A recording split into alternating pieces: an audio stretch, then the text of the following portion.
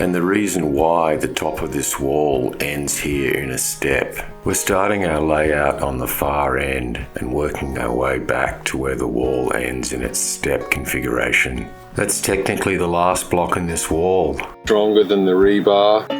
Makes for an extremely strong wall, and trowel it out.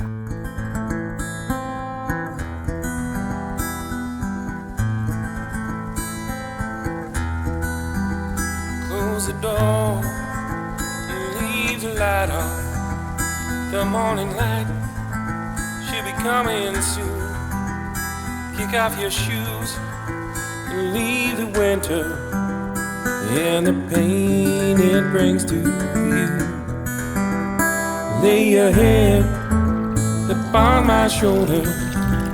Shut off your thoughts and clear your mind.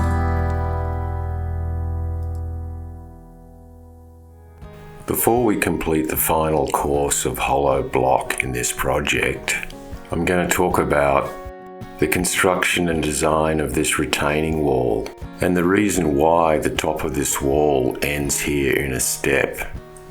It was all part of the design of incorporating this central garden bed into the terrace project. So it makes sense with all the levels we're creating with this wall. So we also constructed a rough natural stone wall that incorporates into the stepped block wall here on the main wall, which was part of creating a practical height for gardening at this end of the terrace. The property owner is a keen gardener, so it was important for me to facilitate this in the design of this garden. I prepare for laying this last course by adding the steel reinforcement inside the channels of the block wall. We're starting our layout on the far end and working our way back to where the wall ends in its step configuration. I'm laying the blocks out plumb and tight to the previous block. It's important to get these blocks as tight as we can get them to each other without pushing them out of alignment. This is how we keep the brick pattern matching the brick pattern in the lower courses. I use my rubber hammer for tapping them back into alignment, as it won't damage the block or push the other blocks out of alignment.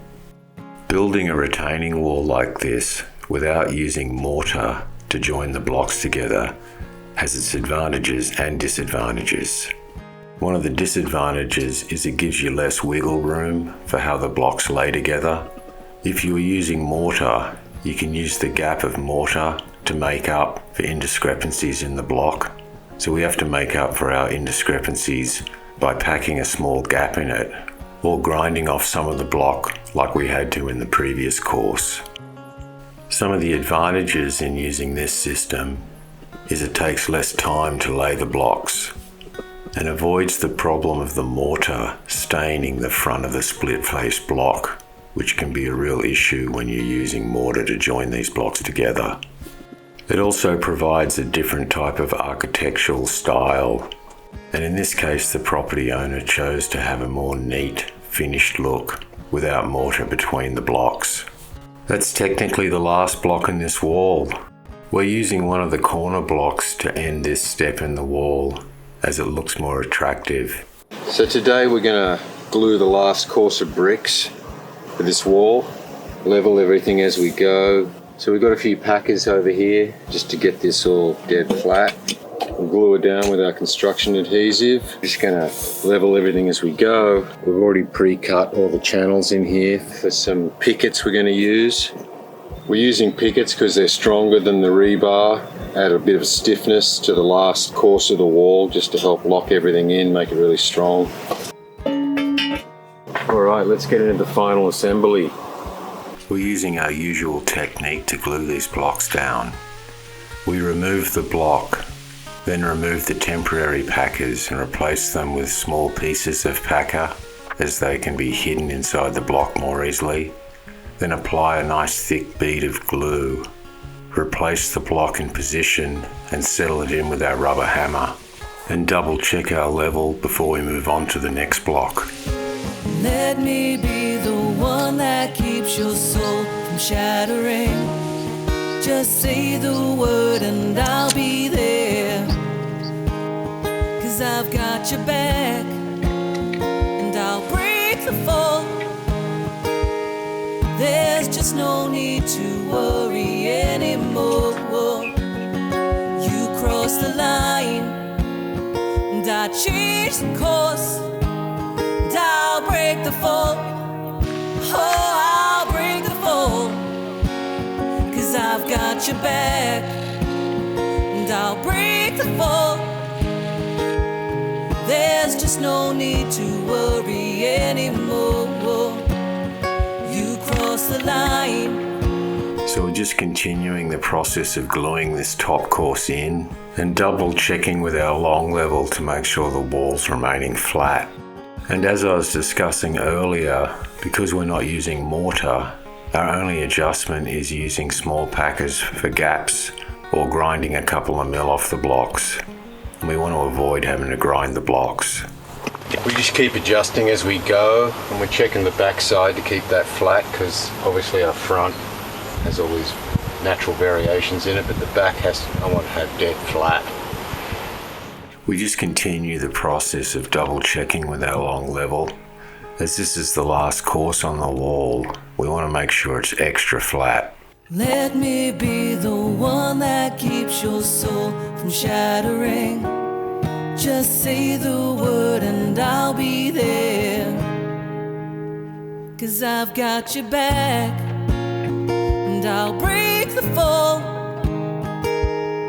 There's just no need to worry anymore. For our last block in this row, we're using a corner block instead of our standard hollow block, because it has a split face on the side and also the end, unlike the standard blocks. We glue this in place just like the other blocks. The difference with this block is it doesn't have a back to it, so we have to add a custom cut piece to add a backing to it so it'll hold the concrete when we fill this wall. Once the corner block's glued in level and secure, we test fit this custom backing piece. When we're satisfied it's going to fit correctly, we glue this in as well. I tap the pieces in gently with my rubber hammer to make sure everything's flat and flush and plumb. And this completes this course of our block wall. Before we start filling concrete in the hollow block wall, we've got a little more preparation to do on the corner of our natural stone wall.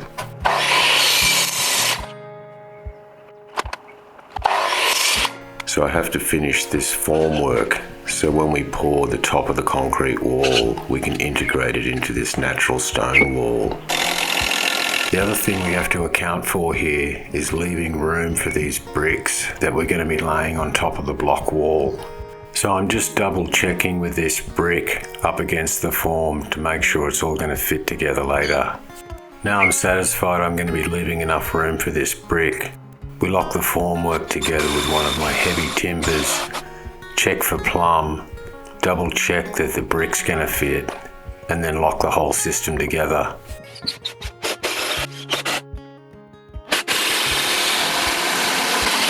Here you can see how the natural stone and the brick caps end up in complete alignment. I'm installing the last pieces of steel reinforcement before we do our concrete pour. In this case I'm using some recycled angle bar for the short wall that was added to the design. I'm taking one final check to make sure that all my steel's in place before we start pouring concrete. I wet down the wall thoroughly, and we're going to have to keep re-wetting this wall as we go today, because part of bonding all this concrete to the block is to keep everything damp and wet so the cement can adhere properly in the system. We're using my standard mixture of concrete, 6 parts sand and gravel to 1 part Portland cement, plus a bondcrete additive to help it adhere to the concrete block. We start this concrete pour at one end of our wall and fill the chambers in the hollow block almost to the top and let it spill over into the next chamber. Once we've added enough concrete that it's almost to the top of the wall, we start agitating with a piece of rebar. We want to get all the air out of the concrete and push it into all the voids inside the hollow block. I keep adding more concrete and agitating in until we get to the top of our concrete block. We have a significant amount of concrete to add into this wall for the last pour. We're filling the top 2.5 block courses of the wall, which was part of the engineering design. Being able to fill half the wall in one wet pour makes for an extremely strong wall. This wall was designed to be filled in 3 separate sessions. The first session was on our foundations with our first course to lock the blocks in. The second session incorporated all the backfill concrete, which doubled the width of the wall to 400 mil, essentially double the block width. And this third and last session is to fill the whole top half of the wall.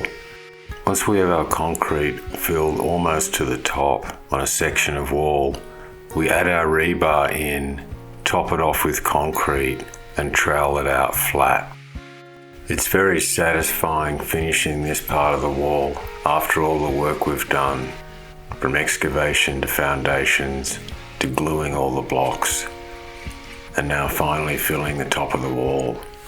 With this first part of the wall completely filled, we just continue our process around the entire wall.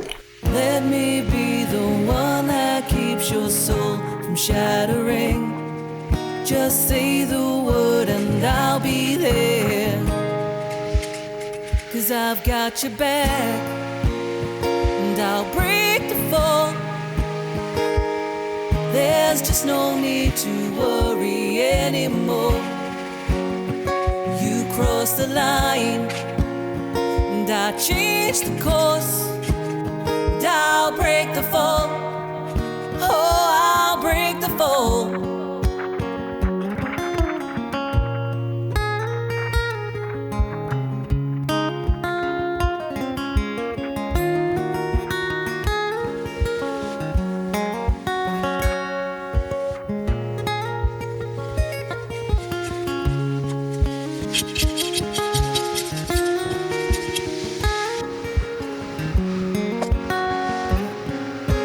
Let me be the one that keeps your soul from shattering.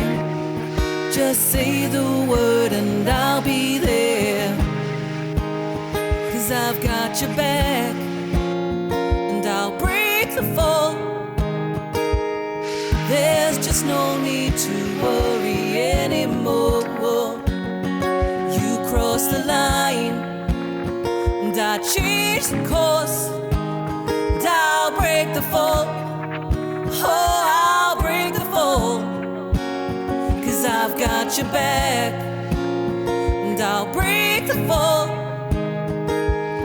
There's just no need to worry anymore. You crossed the line and I changed the course.